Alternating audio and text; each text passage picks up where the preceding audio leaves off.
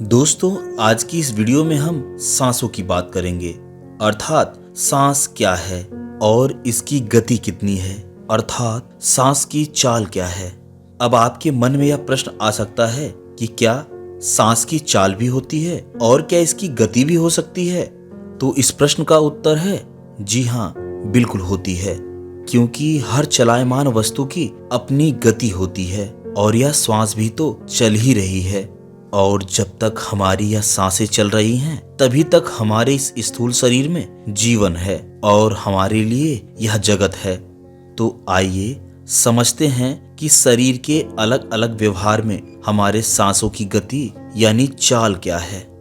दोस्तों, हम अपने शरीर की विभिन्न अवस्थाओं में भिन्न भिन्न गति से सांस लेते और छोड़ते हैं, लेकिन हम कभी भी सांसों की इस गति या चाल पर ध्यान नहीं देते।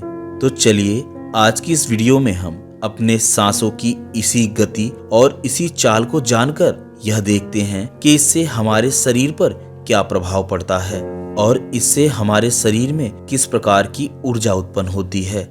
कई लोग ऐसा कहते हैं कि सांसों की गति को समझकर हम अपने जीवन की विभिन्न अवस्थाओं का अनुभव कर सकते हैं। तो दोस्तों, सांसों की यह वीडियो आपको बहुत ध्यान से सुननी है, क्योंकि सांसों का अभ्यास योग के अंतर्गत आता है और योग कोई छोटा विषय नहीं है। इसलिए योग की कोई भी वीडियो बहुत ध्यानपूर्वक ही सुननी चाहिए। तो आइए शरीर के व्यवहार को समझते हैं। शरीर का व्यवहार प्रत्येक परिस्थिति में भिन्न होता है। देखिए, जैसे हम बैठे हुए हैं तो यह शरीर की एक अवस्था है, और जब हम चल रहे हैं तो यह शरीर का व्यवहार है, और जब हम दौड़ रहे हैं यह भी शरीर का व्यवहार है, और यदि हम सो रहे हैं तो यह शरीर की अवस्था है। इसीलिए शरीर की भिन्न भिन्न अवस्थाओं में श्वास की चाल भी भिन्न भिन्न होती है। जैसे यदि हम बैठे हुए हैं तो बैठे हुए अवस्था में श्वास की गति कुछ और होगी। यदि आप श्वास की गति को समझना चाहते हैं तो आप सांस लेते हुए अपनी उंगलियों को अपने नाक छिद्रों के पास कुछ इस प्रकार लगाइए। इस स्थिति में जब आप श्वास को छोड़ रहे होंगे तब आप देखेंगे कि किस नाक छिद्र से श्वास का प्रवाह ज्यादा आ रहा है, आप बड़ी आसानी से महसूस कर पाएंगे। इस स्थिति में बैठकर आप अपने मन के भीतर से कोई भी अतिरिक्त बल न लगाइए, केवल इस श्वास को महसूस कीजिए जो अपनी गति से स्वयं चल रहा है। इस स्थिति में महसूस करने के बाद आप स्वतः ही जान पाएंगे कि सांस की गति क्या है। जो आपने महसूस किया है यही श्वास की चाल है। इस स्थिति में आपको बिल्कुल भी असमंजस में नहीं पड़ना है कि क्या यही श्वास की गति है। जी, आप जो महसूस कर रहे हैं श्वास की गति बिल्कुल यही है, क्योंकि चलायमान की अपनी स्वयं की गति है और आपकी श्वासें चल ही रही हैं, इसलिए यह भी श्वास की अपनी स्वयं की गति है। दोस्तों, यदि आप इस सृष्टि के रहस्य को समझना चाहते हैं, इस ब्रह्मांड को समझना चाहते हैं, इस बाहरी दुनिया को समझना चाहते हैं, तो आपको बाहर की यात्रा करने की आवश्यकता नहीं है। आप अपने इस शरीर को जानिए, अपने अंदर की यात्रा प्रारंभ कीजिए, क्योंकि हमारे इस स्थूल शरीर में समस्त सृष्टि और इस ब्रह्मांड के रहस्य छुपे हुए हैं। इसीलिए योग गुरु यह कहते हैं कि आप स्वयं को जान लो, अपने शरीर को जान लो, अपने अंदर की यात्रा कर लो। आपसे इस सृष्टि का कोई भी रहस्य छुपा न रहेगा, सब जान जाएंगे आप। और इसी शरीर का एक रहस्य सांस का रहस्य भी है, जिसे हम आज की इस वीडियो में एक विषय के रूप में समझ रहे हैं। तो चलिए जानते हैं कि शरीर की भिन्न भिन्न अवस्थाओं में सांस की गतियां क्या होती हैं। अब श्वास की गति को जानने से पहले यह परम आवश्यक है कि हम यह जान लें कि सांस क्या है, क्योंकि हमें श्वास की गति को ही जानना है। इसलिए हमें सांस के बारे में पूरा जानना होगा। दोस्तों, यदि किसी व्यक्ति से यह पूछा जाए कि सांस क्या है तो वह कहेगा वायु, हवा है, जबकि यह बिल्कुल भी नहीं है।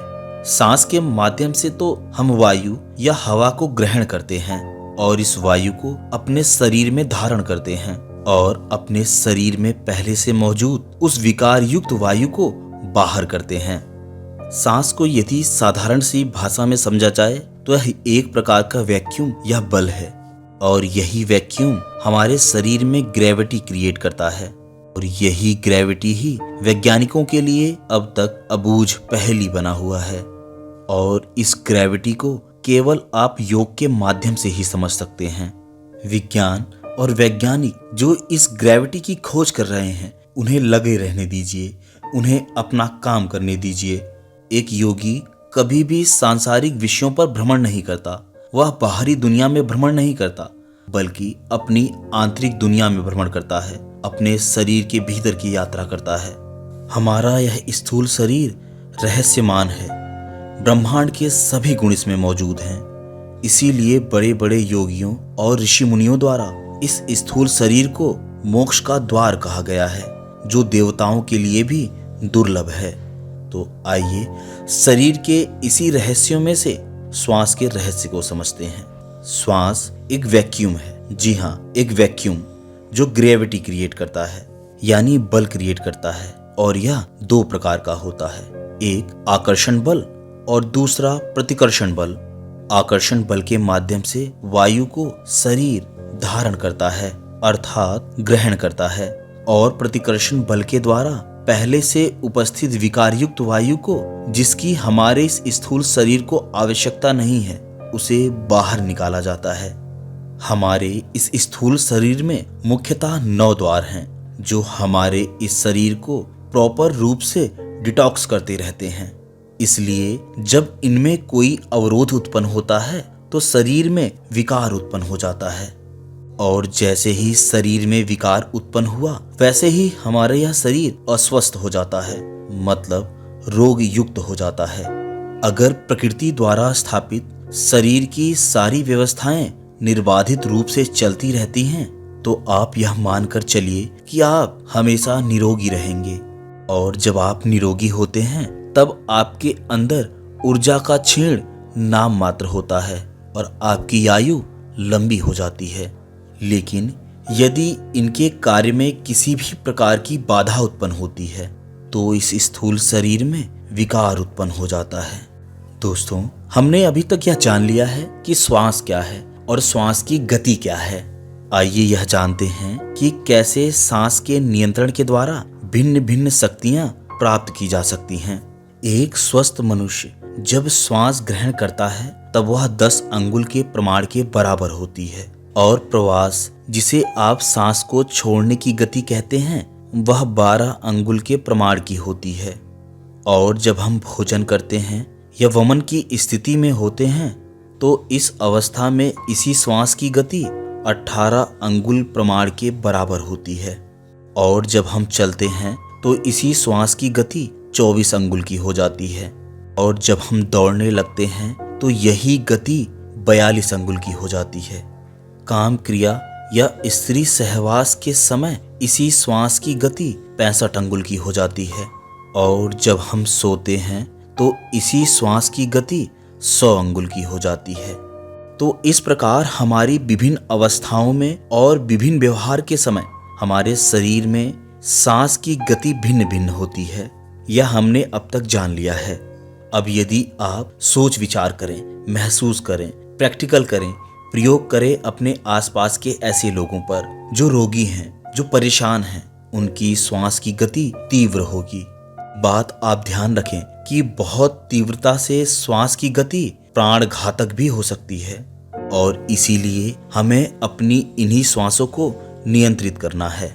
श्वासों की गति कोई छोटी चीज नहीं, बल्कि व्यक्ति के अंतर्मन और उसके विचार शक्ति का ही प्रमाण है। व्यक्ति के मन में आ रहे तरह तरह के विचार उसकी सांसों की गति को भी परिवर्तित करते हैं। केवल व्यक्ति के विचार और कल्पनाएं ही नहीं, बल्कि व्यक्ति के शरीर का व्यवहार भी उसकी सांसों की गति को परिवर्तित करता रहता है। एक व्यक्ति की सांसों की गति जितनी स्थिर होगी, व्यक्ति के भीतर तर्क वितर्क करने की क्षमता उतनी ही अधिक होती है। एक व्यक्ति जो बहुत ही अधिक क्रोधित होता है, उसके सांसों की गति स्थिर नहीं बल्कि तीव्र हो गई है।